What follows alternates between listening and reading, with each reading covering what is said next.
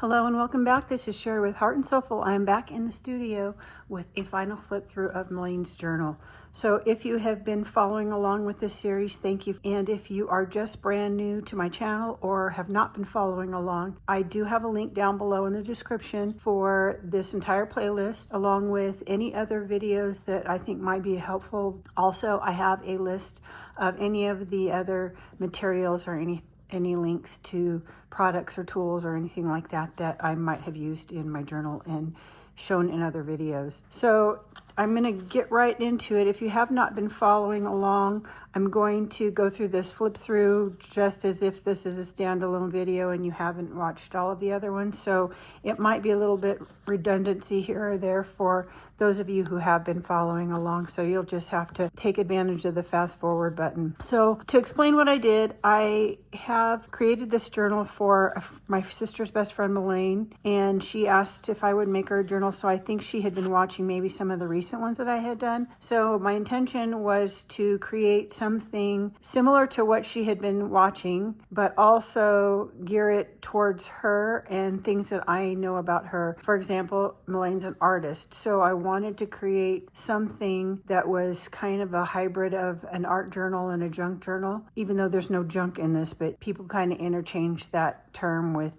journals that we are creating out of repurposed old books and that sort of thing. So I have used an old book, and originally my idea was to try to find a book that was like a vintage book, something that I wouldn't mind taking apart, and that it would be something to do with mermaids, but I didn't find anything like that. As I was hunting, everywhere I'd go, I'd try looking for just the right book for her, and I found a book called The Hurricane. And since she lived on the Gulf Coast of Mississippi, she's survived and went through many hurricanes. So I thought that would be a way for me to gear it towards her, plus incorporate that whole beachy theme and mermaid things and all of that into kind of one sort of cohesive journal that would reflect the things that Melaine likes that I know about her. So there will be things in here.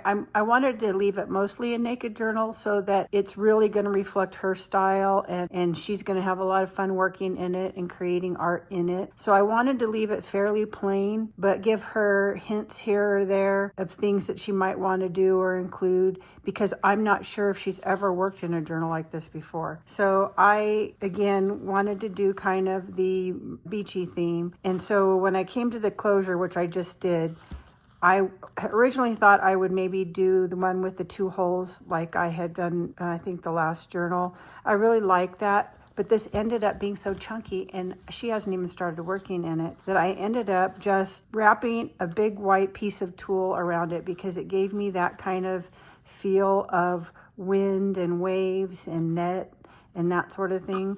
So I've just tied this. I did an extra long piece, so if she wants to actually cut some off and use it in the journal, she can use it also to decorate with. So it's wrapped around here several times, and I just thought, I've been trying to include like materials for her to actually use as she's creating in the journal. So I ended up taking the spine off of the book. I wasn't sure when I started if I was going to have it be spineless or not. And I went ahead and did that. And I didn't sew the book together and construct the actual journal on camera. So in episode number 5, I do go through an exact tutorial of how I did this using another book. So if you start watching, I think the first couple of episodes, it won't matter because I hadn't put the book together yet anyway. But then you might want to jump to episode number 5 to see how the construction is if you're wanting to kind of craft along with the series. Otherwise, you can just watch them in order. But I ended up using a kettle stitch. She had asked for a Coptic binding because she wanted it to be where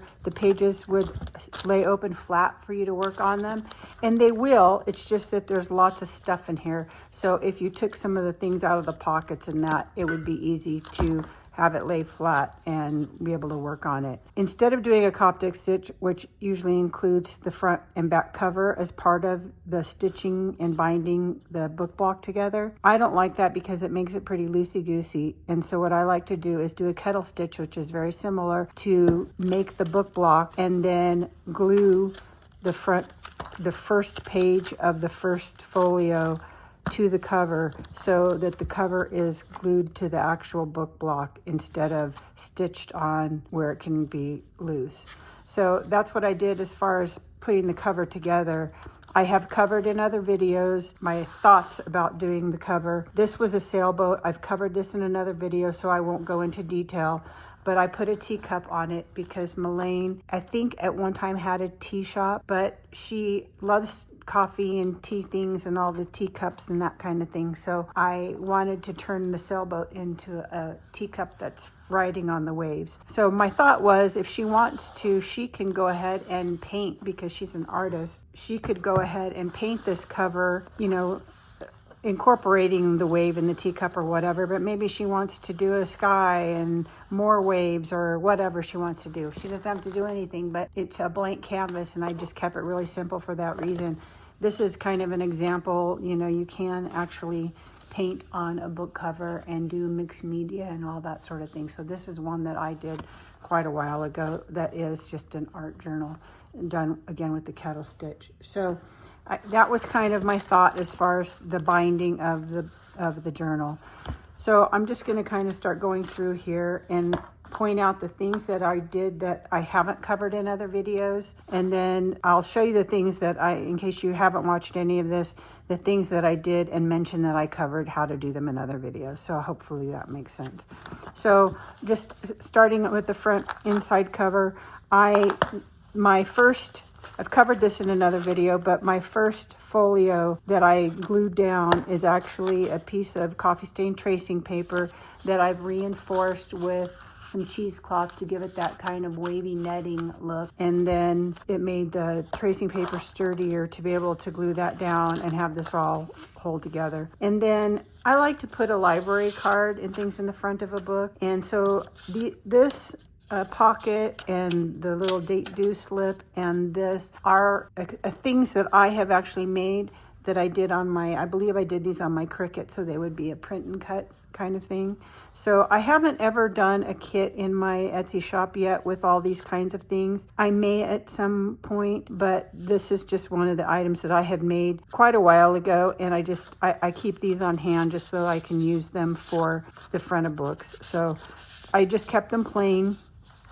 I did glue the pocket down, and I've put this in, it's just a little tag with a flower sticker on it and some little pearls, some lace, and a little key. These were items, the key, the lace, the little pearls were things that I used in my niece's wedding when I did her wedding over 10 years ago. But I had made little tags out of them after the wedding that we just had left over. So I've included one of those into behind the pocket. I just glued down 3 sides so that you can actually slip something in there. So that way she knows that's actually a pocket.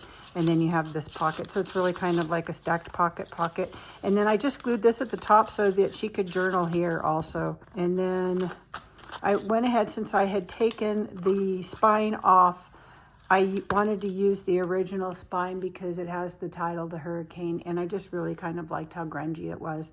So I took the spine, and then there is a piece of heavier cardstock that I have been using throughout this journal, and I'll show you, I'll make reference to it as my sage-colored bubble cardstock. I had a sheet of it that I had done, and I've ended up cutting up all of it and using in this journal. So this was just a piece. This is the back side of it. You'll see in some of the other things that I used it for, you mostly see the bubble side. So I'll show you that later on. But my sister and Melaine, I think, do a daily Bible verse sort of thing. So I chose one that had to do with storm and waves and that kind of thing. So to make the bookmark, it was already pretty sturdy because it was heavy, pretty thick cardstock. It could have even been heavy mixed media paper, I'm not sure. But it was pretty heavy. And then I glued the verse on and I had printed it onto, I can't remember, but I want to say I printed it onto maybe tea bag paper. I'm not sure. But it's really kind of it could have been mulberry paper. I'm not really sure, but you could kind of see the edges. It's very cloth-like. Then to do the laminating on it, I actually took the laminating sheets for Scotch brand, I think is the brand for the laminating machines. You don't have to use that laminating machine to laminate something. If you don't want to use the whole sheet, then you can just cut the portion you need like I did here and use my iron to have it heat set together, and then just kind of trimmed it around as close as I could so that it'd stay closed. And then the shape at the top, I actually have a punch. I have a punch, and I'll try to remember to find this and put a link down. I believe I may have gotten it at Hobby Lobby, but I like it because you can do this tag on top, and you can do it in 3 different widths, 1.5 inches, 2 inch, and 2.5 inch. And then it puts the hole there for you and does kind of this decorative scallop on the top, but you can have it any length that you want. So that's really handy. And that's what I used to do the top. And then I just put an eyelet in there. I have a little bulb pin with some seashells beads on it. So there's a little hole. And I put these on jump rings, and they're aged jump rings. I don't know if I've covered this before, but I take brand new findings from just cheap ones from Walmart or Michael's or wherever, and then I age them, and I do have a link to a video down below what I use to age those. So I like to do that, and then she can actually, if she wanted to take some of these off and include them on a tag in something else in the journal, she could. So I've made them, they're just kind of dangling there, and then some lace and some silk ribbon for the top. So I had not covered that in the past. And then I've included, if you haven't been watching, I wanted to include things that would be, because she's a family friend, that would remind her of certain people. So I'll talk about that throughout, but for my part, I'm making the journal for one thing, but I included my digital kit. This actually comes from a different kit. The most of the kit in here is my French vintage kit. This came out of a different one, and I don't remember, but I believe I've put links already down in the description for these.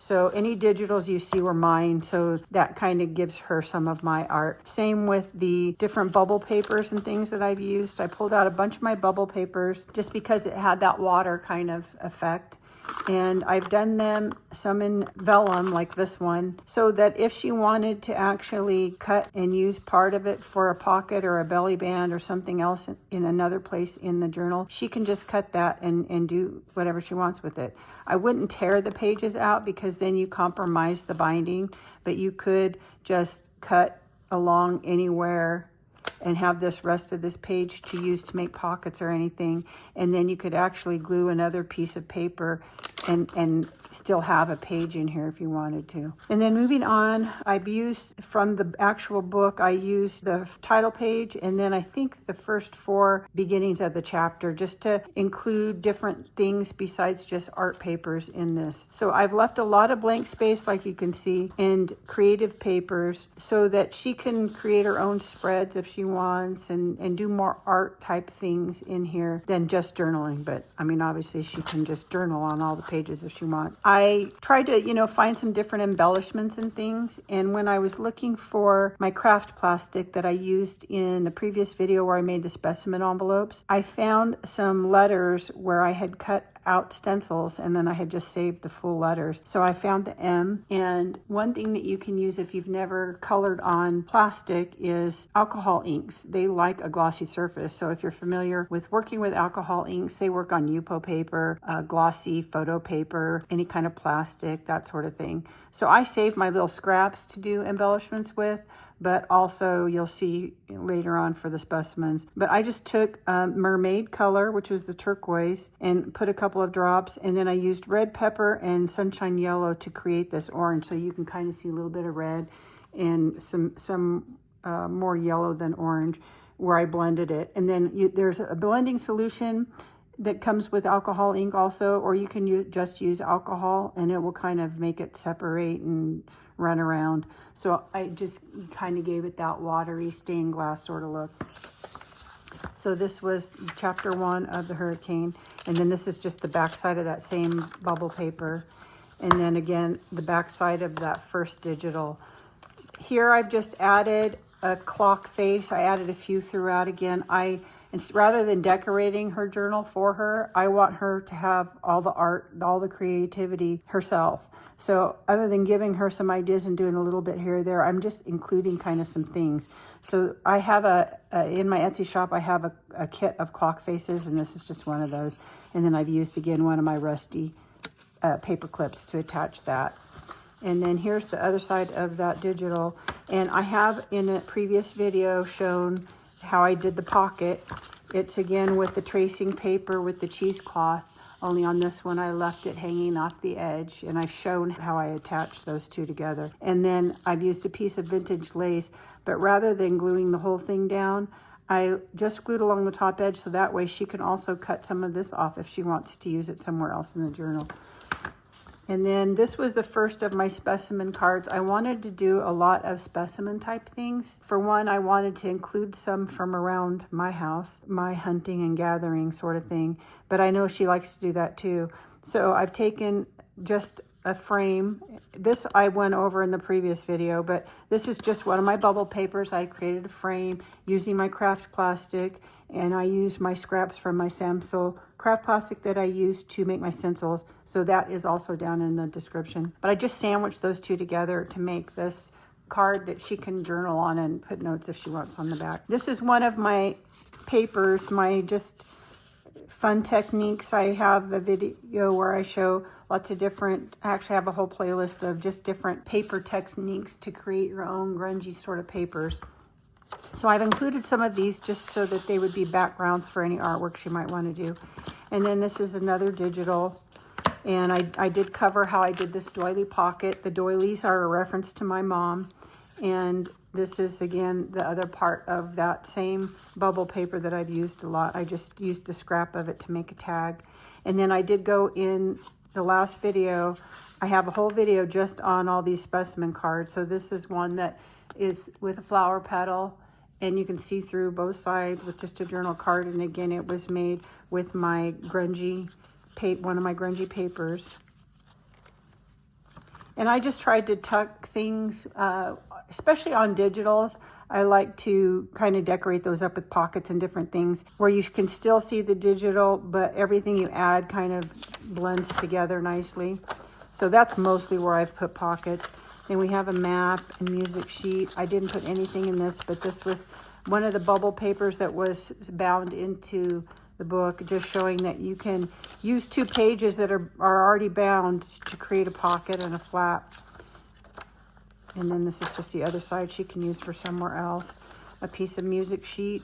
And then again, another one of my specimen envelopes. So this one doesn't have anything in it. It's just a plain card and the window, so you can actually just add something to the card, a photo even, and then there's just a little stamping on that. And then another map page, and on this I do have another specimen. Again, it was covered in the last video, again with one of my rusty bulldog clips. And then this one I did more like a banker envelope and just did some stamping, and that is a pine scale from my yard. I live in the forest, so I've put where I collected it and all of that, so she'll have a little things from here. And then I put it on a map page because there's actually the location where this was collected. I can put a dot on it. It's actually on this map. And then just another backside of the digital. And then I bound originally some doily into the book, and I used those to create some little pockets also. So this one's just kind of simple. Some extra cards that are just tea and coffee stained journal cards. And then these are some more of the specimen type. So I've put the plastic and different things she needs to finish these up and, you know, turn those into little specimen cards. And then I've just put them in another one of my little envelopes that she can use to collect some things, and then have the envelope for it. And then next I have some watercolor paper. I wanted to put just some art paper in here for her to be able to do some artwork in the journal. And then this one, again, is one of the doily pockets. I ended up adding another pocket with bubble paper that was printed onto vellum, so it's just a see-through pocket. And then this, again, is a piece from that same heavy cardstock bubble paper. I ended up not gluing anything together. I thought this would make a nice journal card, but I'm not sure where she might want to put things or do. So I've kind of left it in case she wants to do something different with it. But I just thought that looked perfect with her kind of mermaid shaped dress, and then that shape also on the bottom. So I just thought it looked cute here. That digital came from the Graphics Fairy. And then again, just some scraps again from when I was making the cards. Whenever you cut out an inside window, you end up with a little cutout shape too. So I've saved all those. And then we're to chapter 2 of the book. And then this is just a Italian, I have an Italian ephemera kit in my Etsy shop, and I think this is from that. And just another book page. And these are great to collage on, or like I said, you can cut and use them on other pages. This is the other side of a digital. I just put a little clear sticker of a butterfly there, because behind, on the digital, behind this bubble paper is like a conservatory. So it reminded me of a butterfly house. Some more from my grungy papers, cards. And then this is another little envelope I made in the last video. And this, I'm just put a bunch of different of the specimen little tags so that she can, I put mine in here, but then I also put some, I think, from Tracy Fox and others. So just a variety of little tags. And then this is a coffee stained page, another digital. I went over on a separate video how I made this little teacup pocket with tea bag journal cards, so you can actually write on these. This is just some tea or coffee stained paper, vintage book page. This is the back of a digital. And this one, I didn't put too much in it. I went over in previous video how I did this pocket with the netting. And this one I thought of because of a theater. It might be nice to have it kind of ticket related. I did go ahead and put a couple of my other clock faces in there. And then there's just a ticket in this specimen envelope. But again, nothing's really decorated. She can do all of that. And then I also went over this pocket, which is another vellum pocket. And then I've just added another specimen window envelope in a different shape. And this one, you know, would be nice for a photo. I put it in this one because of the oval here and just repeated it. And then this one is, again, with my grungy papers, but with a rectangular shape window. And then this is just a little tag that I had made a long time ago, and I just liked it had a butterfly on it, so I put that there. This was the most fun specimen that I have ever found, so she's getting my treasure. But this is something that I picked up at Moonstone Beach, and I just put it into a larger card for her. And again, this is one of my grungy papers in a vellum to make the corner pocket. And another grungy paper clip with a little, I use just needle nose pliers and make the little curly Q. And then this is one of the, just a little, it was new, but I age everything just to make it look grungy. And so this was just a little typewriter key charm in the M. And then inside of this envelope, these are just some stones I collected at Moonstone Beach. She's been there with us. Whenever I go to California to visit my family, we go to Moonstone Beach and have lunch. This is just a little, her favorite color is orange, and I found this little fish on Graphics Fairy, so I thought she might want to use that as an embellishment, so I've just put it in there with the stones. So just some little pebbles. And then this little mermaid is a sticker, and it will actually come off because I put it on vellum, so she can actually take this off and use it somewhere else. But it's just a little mermaid sticker that I made. I found off of Graphics Fairy again. And then just some tea-stained graph paper dictionary. It's lined on the other side, and this is the other side of another bubble paper. And another digital. This one I didn't do anything. I did cover in a video before, I believe, that I just backed some vintage French trim with vellum to make a belly band. And then I've used some of these stickers throughout in her journal, the clear butterfly, and then you'll see a couple more that I used. So I just decided to give her the rest of the package because I can see them, you know, looking cute in this journal. So I'll put those there. And then one of the other sides of the doily, I've gone over this in another video, I added the tracing paper. The doily was bound into the journal, just loose, and then I added tracing paper to make this little sleeve. And then I've put a couple of sheets of canvas. You can buy canvas on pads, and so it's actually already primed and ready to go, so she can do a little artwork. And then this is a piece of watercolor that I had left over, watercolor paper. So I've just tucked those there. Some more watercolor paper. And this one is the other side. I have some of the handmade paper. I think I did this in the first or second video, where I took my scraps of watercolor paper and I made handmade paper with it, so she can use that for artwork too. I put that in there. And then this is just some of the little scraps from punching out those different specimen cards and things, and just some little scraps that she might want to have. And this little tuck out of one of the bubble papers on vellum.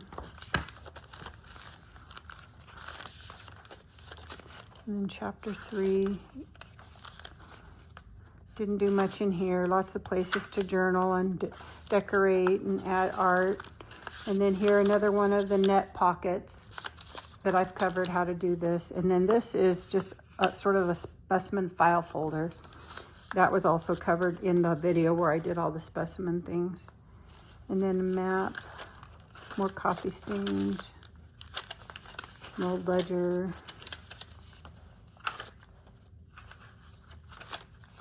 That is just a piece of vintage ribbon, just plain.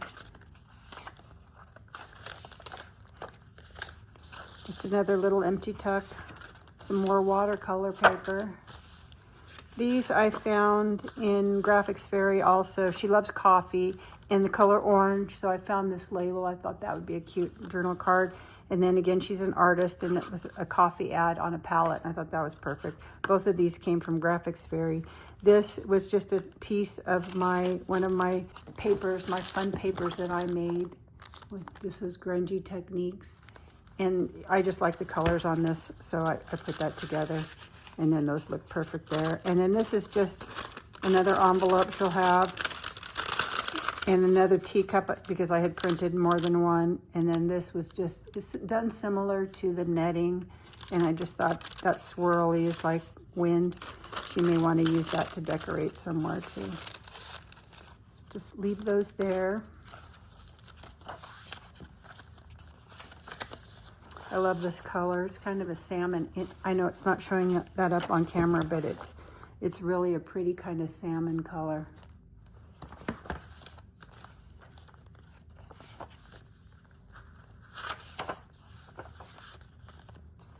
And then here, I've shown this in the previous video. It's just a little tag and a see-through specimen envelope so that you can see both sides of the wing. I collected that on one of my walks.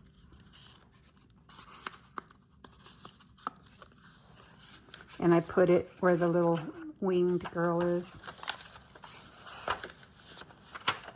This is just a flip, but I did go ahead and do a pocket on the other side. And then this is just mixed media paper. Just another empty specimen envelope, another flip. Again, one of my papers. And then this one, I had printed out 2 teacups before I did the teacup pocket. These were a little too small for that page. So that's the one in the envelope that I'm giving her. And then this was the other side. And I wanted to do it just a tiny bit different. So it still does have one of the tags, coffee or tea bag tags in it. And I did do the same slit, but I put the Little Mermaid, I cut the rock away from her and made her a sticker. But then I didn't take the sticker backing off of her knees because I wanted to be able to fit this in. And so I just used from here down and stuck it to the teacup, and then the back of her and this Little Mermaid song, which I also found on Graphics Fairy. Those are glued to the page. So those are kind of the back of the teacup, and then her knees and are on the front of the teacup. That way I could still make this a pocket. And then on this side, this is actually a coffee filter. So if you take the big round pleated ones, after they're used, you can iron them out. And then I folded it in half and glued it together, and then folded it again into quarters and glued it together. And it makes it thick enough to use as a nice pocket, but it's still soft and kind of fabric-like. So I just added a little piece of vintage lace to that. And then again, one of the clear stickers was the knife, fork, and spoon, and then a separate one was the flower. So I just did that to make it all kind of tie together. And then this is, I think this was done on rice paper, I'm guessing, again with the bubble technique. And then chapter 4 of the book, and then another one of my bubble papers in really kind of ocean, sand, beachy colors. On the other side of that. And then the last thing that I did is a message in a bottle. So I remembered that I had this collection of bottles that I did back in the Bodhi journal. If you watch that, that's an old journal that I am on volume 2 of, but I never finished it. So I need to go back and do that. Especially today, I went through to find these bottles, and I knew that's where they were, but I have a whole big bin of all the parts and things that I was working on that journal. So I ended up doing some experimenting with this today.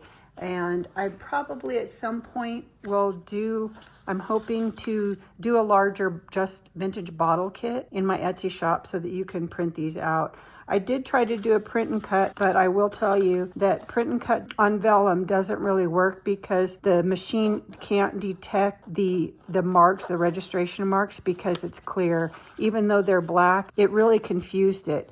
It took a long time for it to see the registration marks, but then when it went to cut, it wasn't cutting on, it was off. It wasn't right because I think it was reading the edge of the paper in some parts, and so they were all, I ended up cutting it by hand. So I will maybe do just, they're easy to cut out by hand. So I think I'll do a kit in my Etsy shop at some point. The ones that I have in there now, there is a kit that is the Bodhi Journal kit. So there are a few bottles, but I think I want to do one just vintage bottles because I have quite a few and I can do them in different sizes then. So I did some experiments with the best way to get this thick and glossy like I wanted.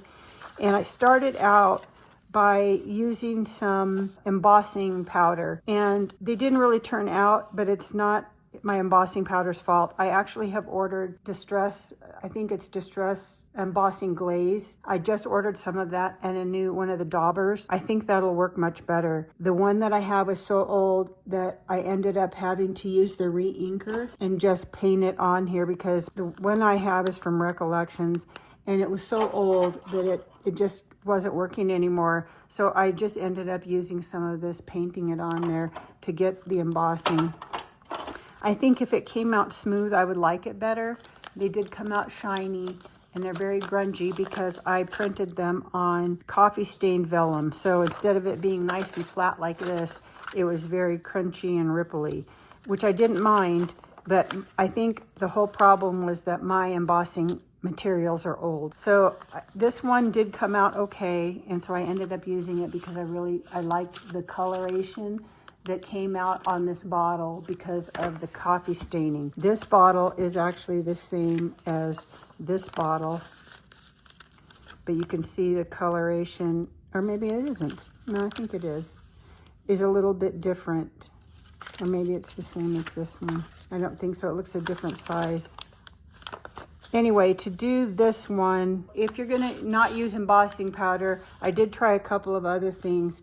One of them was Mod Podge, a glossy Mod Podge, and that is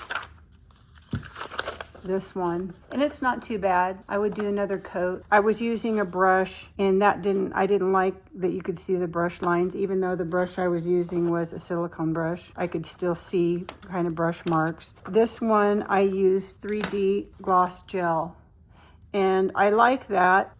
And I used a palette knife to put it on, and that way I could get it a little smoother. And I didn't mind that. I think I would do more coats of it. I just wasn't sure I liked it on this flat vellum. I wanted something a little bit more weathered. But for certain things, I think doing the gloss gel with the vellum is a nice bottle that you can see through. I don't know if you can see that. I know I have a glare. but that makes a nice clear bottle. So I would maybe do another coat or so and then cut it out. Now I will say, before I put any kind of liquid gel medium or Mod Podge on these, I sprayed this because it's a photocopy with an inkjet printer, which means all the inks are going to run if you add liquid to it. So I sprayed it first with my Camar varnish, and I actually almost liked it. This one is matte, so if it was shiny, I would not, it made the paper thicker, but it protected my ink so that I could go and get it wet with glue.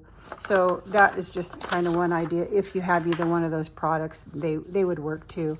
I liked the thickness though of using actually this one, now that I think about it, this one is printed on, I did a quick coffee stain. I was out of coffee stain vellum, so I did kind of a quick coffee stain and dried it with my heat gun, and then used this whole sheet. I just used the 3D gloss gel and went over the whole sheet, and it came out pretty good. I cut that one out thinking I would use it. And I don't know what the white dots came from. I think my coffee wasn't completely dry, and I was using my iron to iron it flat. So I don't mind that one either. And this was, again, with the 3D gloss gel. So it's just, if you do more coats, I think then it would be thicker.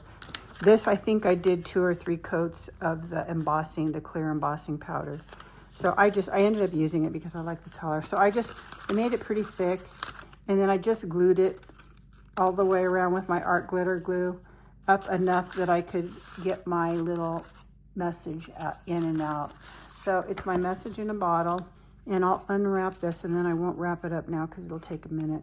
But I ended up finding on the internet information about messages and bottles and what they mean spiritually, that kind of thing. So I ended up just kind of taking parts from it. It was a really long thing. I ended up just taking parts of it and sort of writing up this whole thing about messages in a bottle. I printed it onto tracing paper that had been tea stained, and I used the font Papyrus, which I really like. But you can see it's kind of hard to see even though it's in black ink, and I used my print setting on thin paper so it would print it really well. But I actually kind of like that it's mysterious. So in order to read it, the best thing to do is to grab a piece of something white, and then you can read it easily. So it's just a really kind of nice thing about messages in bottles. So hopefully she'll enjoy that. But that is my little scroll, my little message in a bottle scroll that I made. So I think that is about it for what I have done in this journal. And I'm hoping that it was, I don't know what she was expecting, so I'm hoping that she's not disappointed, that it will give her plenty of places to be creative herself, because like I said, she's an artist, and be able to journal and make art. And she has little memories of me in here, and my mom with the beach and the crochet doily thing, and my sister with the verse. And then also, I tried to include like the ladies, that kind of thing. So I'm hoping that this is kind of what she had in mind. It's very chunky. I think if she takes some of the things out, as she wants to work on them, it'll still lay nice and flat. And anyway, I think these always end up, don't they, like this on your shelf, and just make you want to go grab it and do something, right? Okay, so that is it. I hope you enjoyed that. If you did, please give me a thumbs up. If you don't already follow me, please hit the subscribe button and the little bell so you don't miss out on future videos. So that's it for the journal. Now, if you've hung in this long, I want to give you a peek at my next project, I think. This is not one journal, don't worry. When I was working on her journal and using all those different bubble papers and fun grungy papers, it made me go through what I had, and it made me want to make more. Well, I can't make more if I have this sitting around, right? So I'm thinking of making some journals with, some of these different fun papers. So, there's different bubble ones and some really grungy things with some neutral stuff. There's some that are more colorful than others. There's, you know, some moody ones, some that have lots of texture. Just a whole big variety of papers. So I'm curious, would anyone, I mean, if you, I'm thinking of putting one together, you know, getting an interesting arrangement of papers. These are all just coffee stained ones. And, you know, just kind of doing a variety of these in a journal. And I'm trying to decide if I want to do just a whole journal of these kind of papers that are just, like I said, a variety of them, and kettle stitched individually instead of like signatures, you know, just one at a time, like an art journal. I'm kind of thinking that might be a fun journal. And I found this cover I had, and it's from a really old book. And it was really kind of grungy, but not in a great way. So I took a baby wipe and just cleaned it so that it was at least evenly grungy. And then you can see the splatters. I just sprayed some, I have a squirt bottle with some coffee water in it. And so I just sprayed some of that just to give it some water stains. But this ended up being a good size so that I can actually leave the pages and not have to really trim them. So tell me what you think. I'm kind of thinking of making a journal out of this. And I'm thinking, you know, I might put it in my Etsy shop, but I have enough to do a few. Some of them will maybe need to be cut down to fit in a smaller book cover that I have. But I mean, obviously I could get maybe three journals out of these. So let me know if you'd be interested in something like that. And I'm thinking about doing that just so I can make more of these papers, because I haven't done that in a while, and it's a lot of fun. So that's it for today. Have a great rest of your day. Now go make something. Bye.